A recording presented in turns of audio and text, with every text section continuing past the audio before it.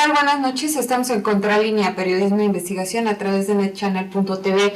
Para el día de hoy tenemos preparado un tema que tiene que ver con la Constitución Política Mexicana y nos acompaña Zósimo Camacho, periodista de la revista Contralínea en el estudio. Zósimo, son 100 años ya de que se promulgó esta Carta Magna en donde estaban garantizados los derechos de todos los mexicanos y pues vemos que esto se ha transformado totalmente. Claro, bueno, tendríamos que recordar que la Constitución mexicana fue producto de una lucha revolucionaria armada. Tendríamos que recordar que en 1917, cuando se promulgó, fue gracias también a un congreso en el que las fuerzas revolucionarias, y podemos decir que no todas estuvieron bien representadas, pero digamos, en términos generales, las fuerzas revolucionarias se pusieron de acuerdo para generar un nuevo pacto social entre los mexicanos, que acabara con la guerra y que garantizara pues todo aquello que el porfiriato había dejado de lado, los derechos a la educación, por ejemplo, importantísimo, el de la propiedad de la tierra y la propiedad de, no solamente de la tierra, de los recursos naturales que están en el subsuelo, por ejemplo, y también los derechos, específicamente los derechos de los trabajadores. Entonces se consideró que la Constitución mexicana era la primera Carta Magna de carácter social en el mundo. Consta de 136 artículos. Y reformados ya. El asunto es de que lo que tenemos hoy es una Constitución con esos mismos 136 artículos, pero con 700 reformas.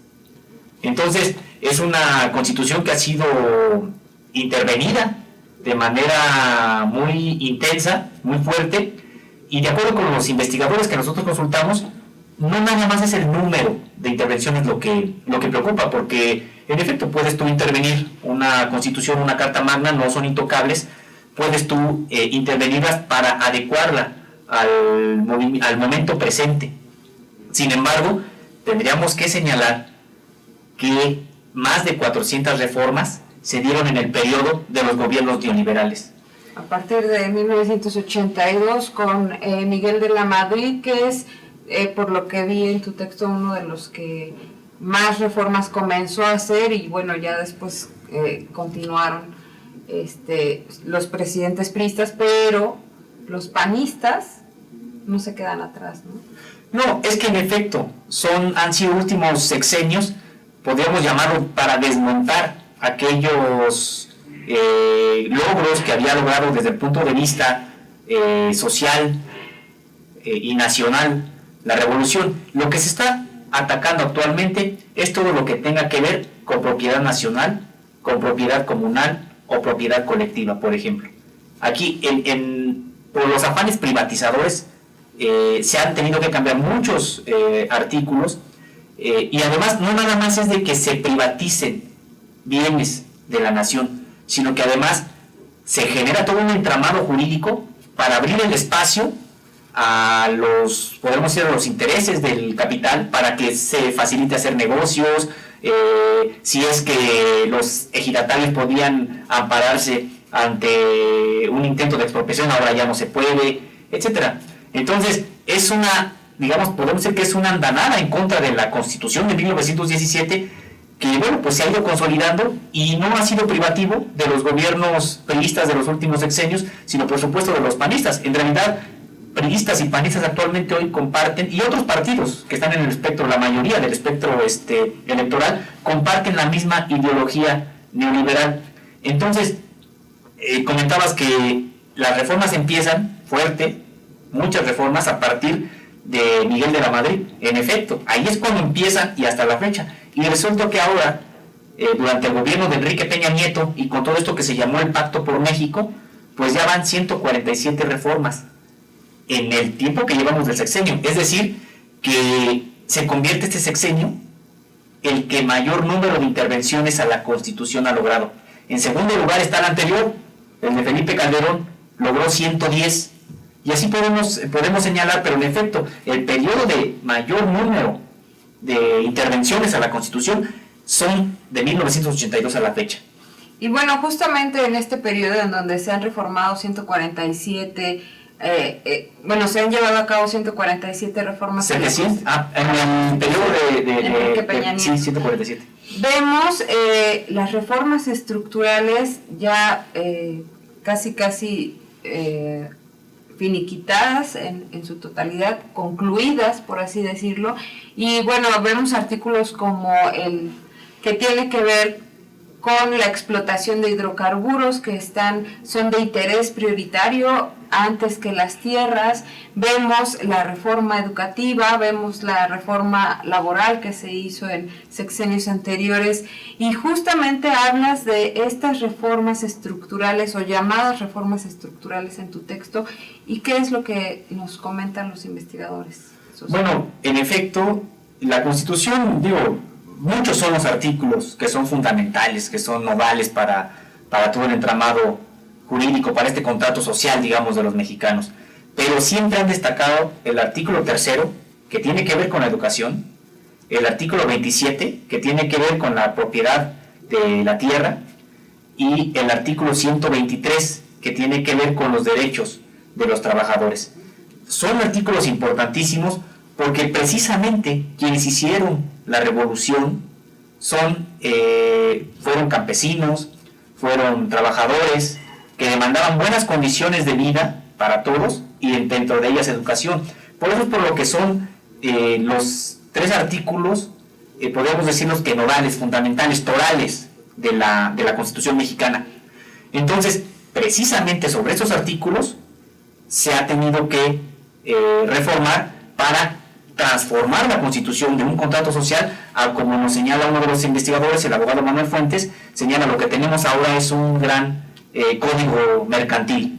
Y bueno, me gustaría que fuéramos a escuchar a uno de estos investigadores a los que entrevistó Sósimo para llevar a cabo este tema.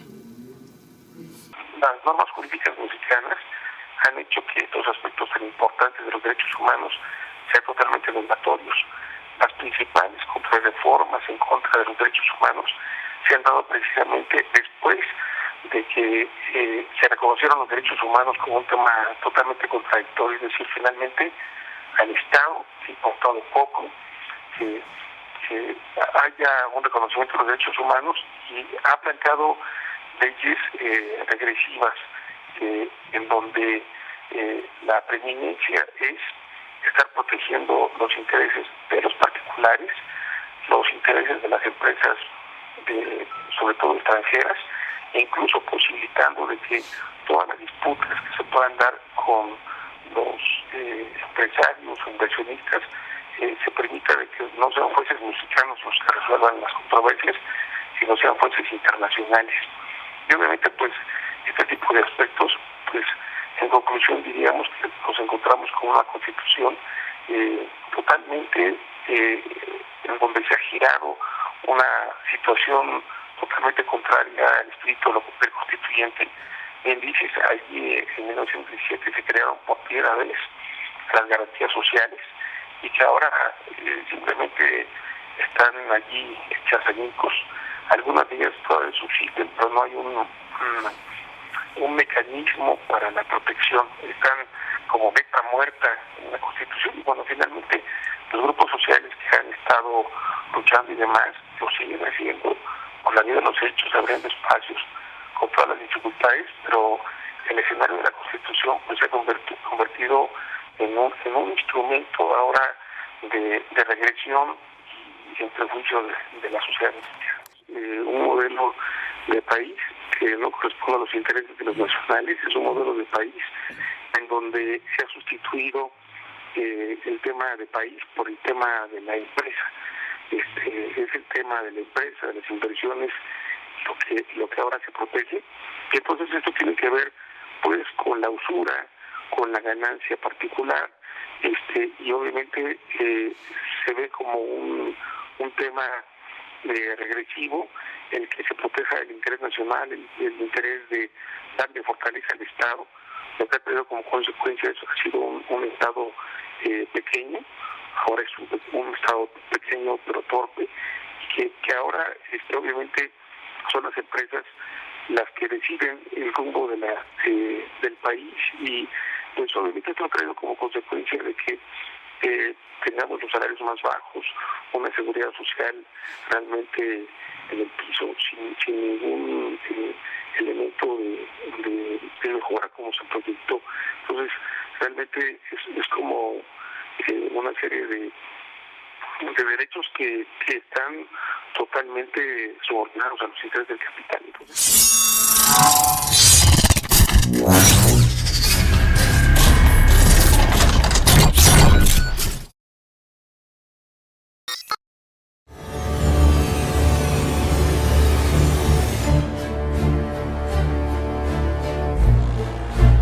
Gracias por seguir con nosotros en Contralínea, periodismo de investigación a través de netchannel.tv. Estamos platicando sobre los 100 años de la Constitución Política Mexicana y este gran contrato social que fue reconocido en su época, que ahora se ha transformado en un gran código mercantil, no justamente para los mexicanos, no para beneficio de la sociedad, sino para pocas empresas que están acumulando en sus cuentas toda la riqueza que deja México y sus trabajadores. Zósimo, nos hablabas del el artículo 3, pero hay un artículo que a mí me llama mucho la atención y quizá también ha sido por lo que he dedicado parte de mi trabajo de investigación a este tema, y tiene que ver con el campo y con la repartición de la tierra. Por eso fue uno de los temas de iniciación de la Revolución Mexicana, y ahora vemos que el campo ha sido uno de los más afectados con todas estas modificaciones. También es un sector en donde se concentra la mayor población en extrema pobreza y es un gran expulsor de migrantes. ¿Qué nos puedes comentar sobre lo que se ha modificado en la Constitución y que tiene que ver justamente con el artículo 27? Bueno, pues de entrada, y como señala perfectamente el abogado Juan de Dios Hernández Monge, en realidad la Constitución garantizaba la propiedad primero originaria de la tierra y los recursos naturales a la nación, ¿no? Y además garantizaba también la propiedad para sus dueños originarios, los pueblos indígenas, los pueblos campesinos, que se organizan en ejidos y en comunidades agrarias y que desafortunadamente ahora ya no tienen tal nivel de protección.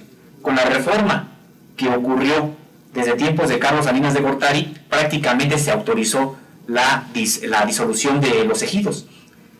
Antes, para proteger la propiedad comunal de la tierra, no era permitido, no se permitía, no era posible que un ejidatario se desprendiera, digamos, decía yo quiero vender mi parcela y la vendía, ¿no? No se podía porque no era propiedad de una persona, sino de un ejido, de una colectividad. Entonces, esta tierra que era inembargable tampoco podía venderse. Entonces, los campesinos estaban organizados y había instituciones también que procuraban bien que mal apoyar la producción del campo mexicano. Bancos, por ejemplo, Banrural, Banjiral, ¿no?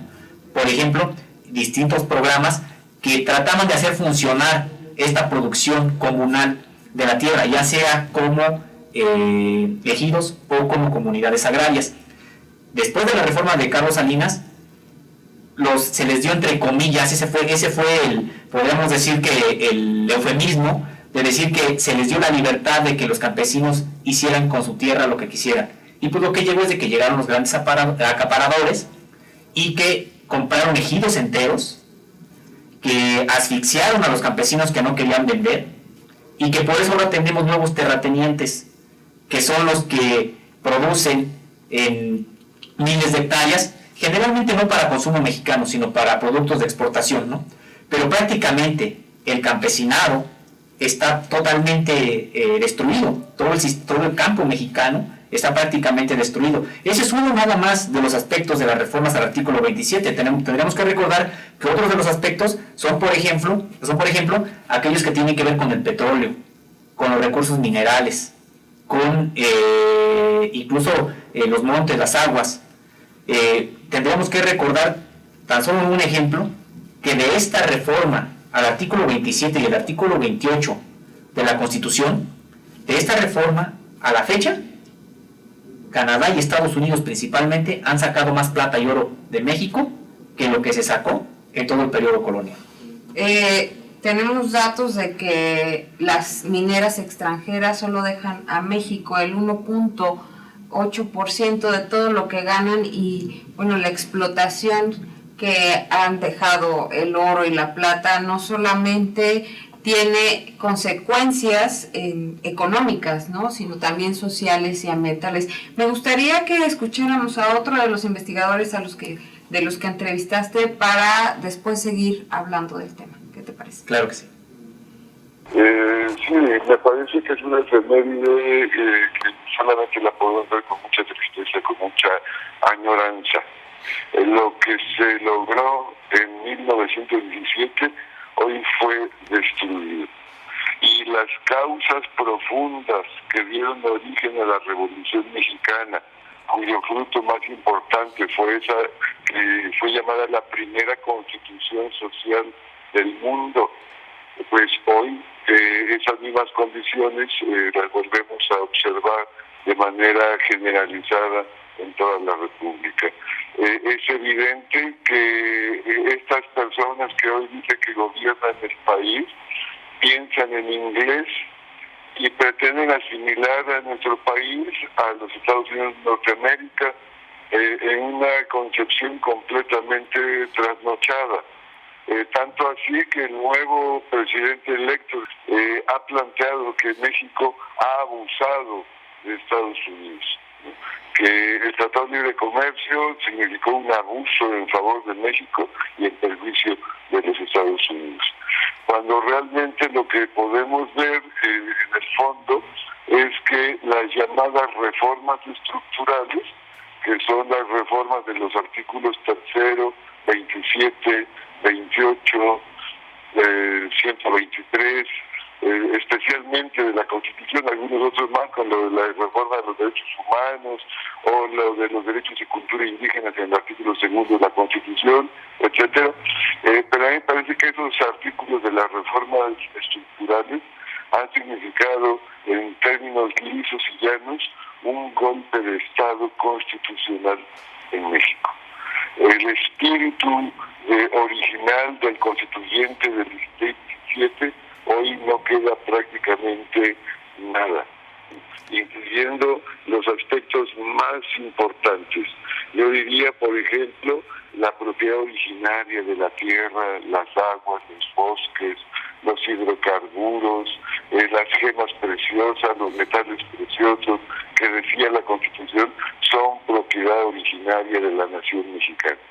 Y eran derechos que eran imprescriptibles, inembargables, intransmisibles e inalienables, y que en la teoría constitucional hay que distinguir del Congreso Constituyente originario y lo que llaman aquí el Congreso Constituyente permanente, en donde por el sistema de reformas a la Constitución, que tiene el artículo 135 de la misma, se establece un procedimiento especial para poderla modificar, pero hay partes que son inmodificables. En teoría no pueden haber tocado esa propiedad originaria de los campesinos, de los pueblos originarios del país en relación con la tierra. Sabemos que desde 1992 el nefando Carlos Salinas de Gortari hizo la primera gran contrarreforma del artículo 27 para permitir la privatización del ejido y de la comunidad. La consecuencia más inmediata, que luego se dio más claramente con el Tratado de Libre Comercio en 1994, fue el desmantelamiento del campo. Cómo las comunidades originarias, especialmente que tenían esas formas de propiedad social del ejido y la comunidad, fueron destruidas, fueron absorbidas, en el mejor de los casos, y esto es dramático, por las grandes agroindustrias como Monsanto, que compró a precios de ganga millones de hectáreas en México y que hoy significa la privatización del ejido y de la comunidad, con la consecuencia pérdida de la soberanía alimentaria que ya había logrado con muchísimos esfuerzos el pueblo de México. Estos infames con este golpe de Estado han destruido completamente la agricultura.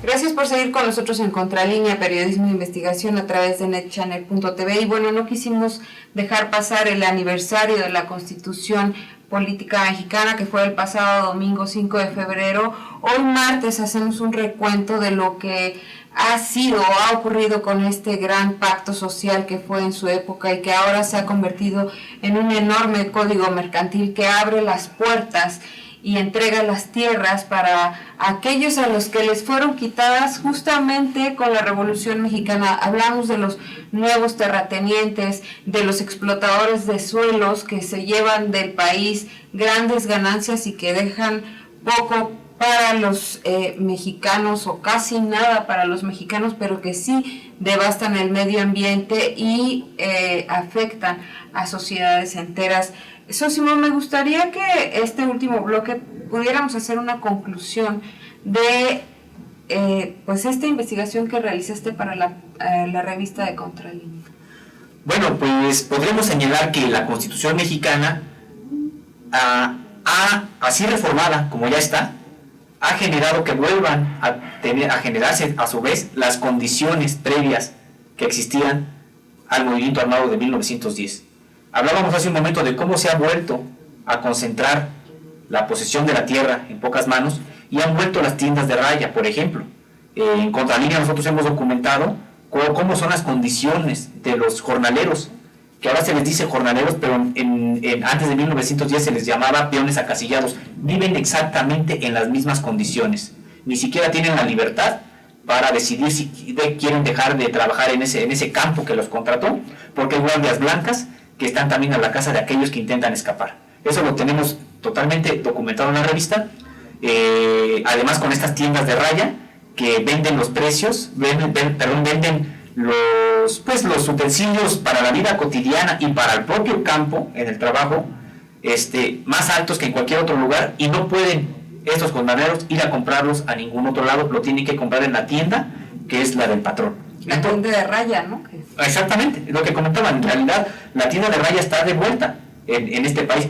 Entonces, y así podemos seguirlo viendo. ¿Qué pasa con las condiciones laborales también? El artículo 123 fue un gran logro que garantizaba, por ejemplo, y hay cosas que todavía están ahí, pero que son letra muerta, como que el trabajo de 8 horas, por ejemplo, la seguridad en tu trabajo, que ahora totalmente eso ha sido borrado. Ya no hay seguridad laboral prácticamente para nadie. Ahora ya es legal el outsourcing o la subcontratación, por ejemplo, y antes la Constitución lo prohibía, por ejemplo. Y entonces lo que ha venido ocurriendo es de que se ha precarizado cada vez más el trabajo en este país. Entonces, en materia del campo, prácticamente tenemos hoy un desastre y mucho tiene que ver porque la Constitución en algunas cosas ha sido letra muerta y en algunas otras ha sido ya reformada, que no protege absolutamente nada. Tenemos el asunto de los trabajadores y también tenemos ahora el asunto de la educación. La educación adolece de un gran plan, realmente, de un plan nacional educativo que piense al conjunto de la sociedad mexicana como una nación. Prácticamente lo que tenemos ahorita es de que el sector empresarial, a través de Mexicanos Primero, representantes de la Coparmex y del Consejo Coordinador Empresarial, son los que quieren decidir el destino de la educación en este país y que los gobiernos se los están permitiendo, ¿no? Ya digo, Felipe Calderón o el de Enrique Peña Nieto, bueno, pues le han aliado precisamente a la Coparmex y al Consejo Coordinador Empresarial, han generado esta reforma educativa que, como todo el mundo sabe, hasta este momento no tiene absolutamente nada de educativa, solamente es cambiar las cuestiones administrativas y entregar a los intereses de la iniciativa privada algo tan importante como es la educación de todos los mexicanos. Y pues es muy lamentable todas estas transformaciones porque vemos que los beneficios no han recaído en pues esta gran población que tenemos, sino en pocas manos. Ahora vemos la extensa brecha de desigualdad que hay en el país, y como dices, se han propiciado nuevamente las condiciones que provocaron en ese entonces la Revolución Mexicana, y yo creo que no por nada está el gobierno mexicano tan preocupado por todo lo que pasa con los movimientos sociales, ¿no? Pues sí, porque en efecto, si tú no generas las condiciones adecuadas para que la gente se provea de los satisfactores básicos, educación, vestido, trabajo, salud, si no generas tú ese tipo de ambiente para que la gente se provee de lo mínimo, pues entonces por supuesto que vas a empezar a tener problemas como sociedad y por supuesto que como gobierno. Sosimo, agradezco mucho que hayas estado nuevamente con nosotros en el programa de Contralínea TV. ¿Algo más que agregar antes de concluir y de dejarlos con otro de tus entrevistados?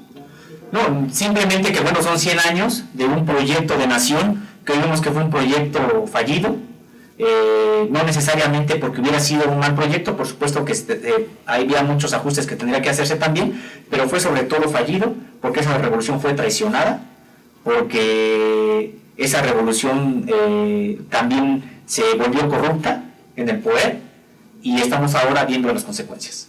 Te agradezco mucho que hayas estado con nosotros. Gracias. Y agradezco mucho a usted que se haya puesto en línea como cada 8 días a través de netchannel.tv y de la página de Contralínea. Nos vemos el próximo martes a las 8 de la noche. Hasta luego.